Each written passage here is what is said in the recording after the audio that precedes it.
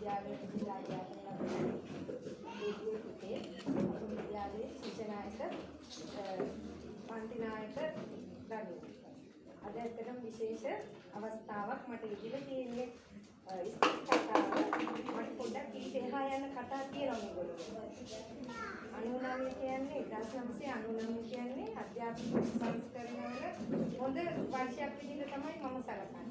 ඊට ඉස්සෙල්ලාම එක ප්‍රාථමික ගුරුවරියක් විදිහට මෙම විද්‍යාලයට 1998 මම මේ ගමට ආවට පස්සේ 1998 තමයි මේ ශ්‍රී ලංකා මහා විද්‍යාලයට මම මාර්ගවත් කරලා ආවේ. ඉස්සෙල්ලාම 99 මට එක ශ්‍රේණිය පන්ති තමයි ලැබුණේ. මේ ජයන්ති අපේ ජයන්ති සිනඩ අපේ නැතිව සෝමිස් ප්‍රේදර්ශනීස් අපි 4 දෙනා තමයි ඒකේ පුහුණුවට ගියේ. හොඳ ලස්සන හොඳ කාල සීමාවක් විදිහට මම මේ කාල සීමාව තාමත් හඳුන්වනවා. අපි හැමෝම අපි කතා කරනවා. පෙරදාගෙන අපි උඩ පන්ති 4 දෙනා ළමයි එකට දෙලගත්ත හොඳ ලස්සන කාලයක් තිබුණා. ඊට පස්සේ සෝමිස් නැතුණාට අපේ ජයසේකර මිස් අපි සම්බන්ධ වුණා. හොඳ ලස්සන අතීතයක් අපිට ඒ කාල සීමාව තුළ තියෙනවා. ඊළඟට මේ 99 දරුවන්ගේ හොඳ කතා කියනවා මගේ. මම අවස්ථාව හම්බුනා මම ඒගොල්ලන්ට කියනවා. GM ඉසුරු ලක්ෂාන්ගෙන් පටන් ගත්තා මේ ළමයි 34ක් මට තාම මතකයි රෙජිස්ටර් එකේ ඉස්සෙල්ලාම හිටියේ GM ඉසුරු ලක්ෂාන්.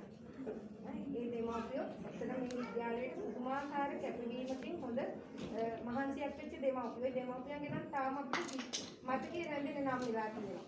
දැන් ඕගොල්ලන් ගත්තත් අපි මුත්කිනි කාලයක් තිබුණේ ඕගොල්ලෝ කොහොමද කාලේ අවුරුදු ගන්න නේද ශිෂ්‍යත්ව කරනකොට අපි උනාට කොහොම හරි අර අවුරුදු මාසෙ ගැනවත් හිතන්නේ අපි ස්කෝල්ට ඇවිල්ලා අපි ඔක්කොම මේ හෝල් එකේ දාගෙන වැඩ කරන්නේ පන්ති තුනේම ළමයි. ඉතින් ඇත්තටම හොඳයි.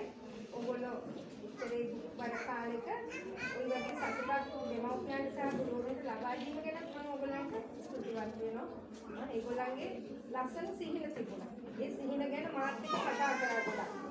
දැන් විහාංශ ගත්තාම කවිශ ගත්තාම අපි පන්තියේ සමහරවිට සටහන් යනවා අපි. ප්‍රශ්න පත්‍රවල සටහන් තියෙනවා. උත්තර ඒගොල්ලන්ගේ උත්තරේ හරියම ගියාම අගේ උත්තරේ දෙකට ලොකු ගැටලු දෙනවා. ඇවිල්ලා හදනවා. අනුත් යන සමහරවිට කවිශ කියනවා. ඒ වගේ හොඳ කාලයක් තුන අපි ඉගෙන ගන්න සතුටු වෙනවා.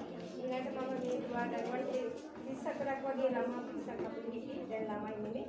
දැන් මේ ලංකාවට ලොකු සේවයක් කරන වගේ මේ දරුවෝ ඕගොල්ලන්ට අද ලොකු සේවයක් කරලා ඒගොල්ලන්ට ලෝකෙ ලස්සන කරන්න පුළුවන් අවස්ථාවක් අද ඒගොල්ලෝ උදා කරගත්ත ඒ ඒගොල්ලෝ වෙනවා. මමත් සතුටු වෙනවා දෙමව්පියෝ සතුටු වෙනවා. ඕගොල්ලෝ සතුටු වෙනවා ඕගොල්ලන්ගේ අයියලා අක්කලාගේ ආදරේ ඕගොල්ලන්ට ලැබෙනවා. ඉදිරියේදී අපි දැන් මම ඊළඟට කතා කරන්නේ අපිට ඊළඟ පසුපෙළක් ඉන්නවා. පසුපෙළට මේ කියන්නේ ඒව දිහා බලලා අපි ඒගොල්ලෝ විශේෂයෙන් අපේ විදුවල් පොතුමිය කතා කරලා ඒගොල්ලෝ නවත්ත ගත්තේ මේක පෙන්නන්න ඕන නිසා. අද දවස් තුන හැම වෙලාවෙම මම කිව්වේ ඊට වඩා අපි ලොකු උත්සාහයක් කරන ඕගොල්ලෝ හොඳට පාස් වුණා කියලා. ඕගොල්ලෝ බොහොම නිමේ මේ වැඩ කටයුතු ටික හොඳට කරයි කියලා මම බලාපොරොත්තු වෙනවා.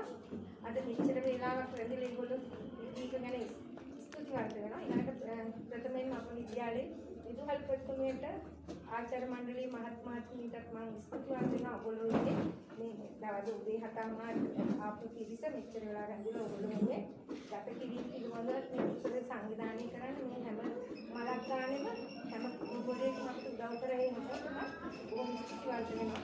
ඊළඟට ඔයගොල්ලෝගේ ධනය ඔයගොල්ලෝගේ කාලය ශ්‍රමය වැය කළ මෙතන ඇවිල්ලා මේ නාගිල මල්ලිලා දූ දරුවන් වෙනුවෙන් කරපු සේවයට අපි බොහොම ස්තුතිවන්ත වෙනවා. විද්‍යාල වෙනුවෙන් තමයි අපිට මිනිස්සෙක් විදිහට අපිට කරන්න පුළුවන් ලොකුම දේ. අපිට ඇත්තටම දැන් පුතාලා මගුල් දෙකට ගියාට වඩා ලොකු සතුටක් අද ඔයගොල්ලෝ විඳින්නේ නැහැ. ලොකු උත්සවයකට වඩා මේ පුංචි චාමුකේ ලොකු සතුටක් විඳින්න තියෙනවා කියලා මල්ලිලා එන්නකම් මේ දුරු දිහා බලාගෙන මොකද ගුරු වෘත්තිය එදෙන තුන් දෙනෙක් මෙතන ඉන්නවා. එතන මට හරි ආසාවක් තිබුණා මේ කීයේ ලිෂා දැක්කම ශාන්තිය හිටපු අහිංසක ළමයි එයා වැඩි කතා බහක් නමුත් එයා මෙතන මේ ස්ථානයේ පැමිණීම ගැන මම අද ගොඩක් සතුටුයි. සමාජයේ යහපත් ජීවත් වෙන ගැන අපි අදවදීම සතුටු වෙනවා.